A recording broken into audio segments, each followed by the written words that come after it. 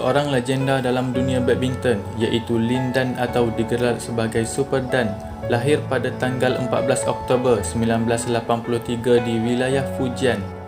Ibunya yang bernama Gao Ziuyu dan isterinya Ji Yingfan adalah orang yang sentiasa menjadi tulang belakang dalam kariernya.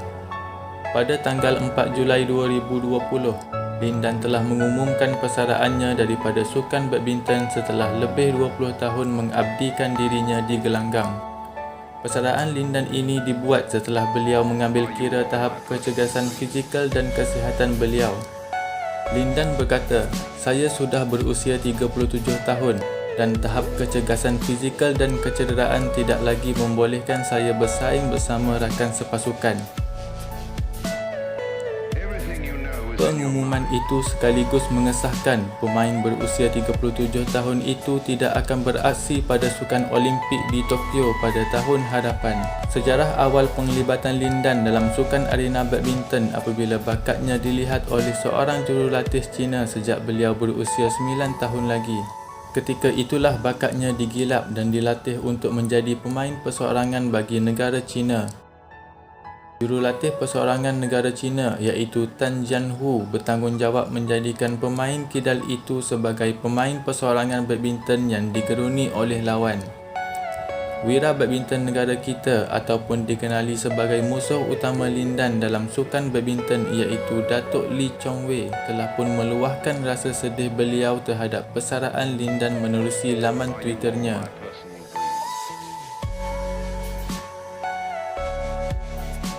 Sepanjang sejarah badminton, Lin Dan adalah pemain yang mendapat julukan Master of Shuttle.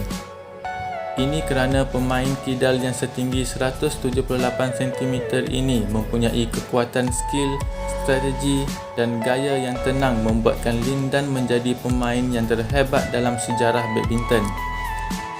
Beliau juga pernah berkata ketika mengumumkan persaraannya bahawa sepanjang tempoh kariernya beliau telah mendedikasikan seluruh komitmen yang penuh terhadap sukan kegemarannya itu.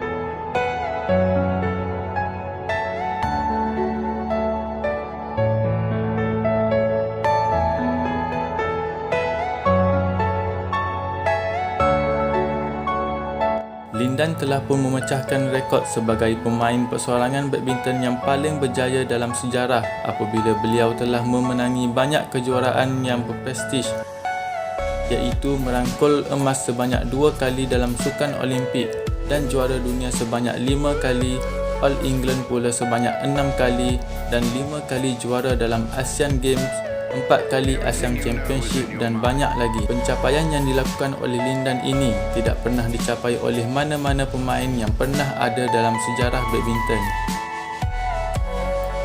Menurut rekod Lin Dan, dalam dunia badminton juga beliau telah memenangi sebanyak 666 pertandingan dan hanya kalah sebanyak 128 kali dalam perlawanan.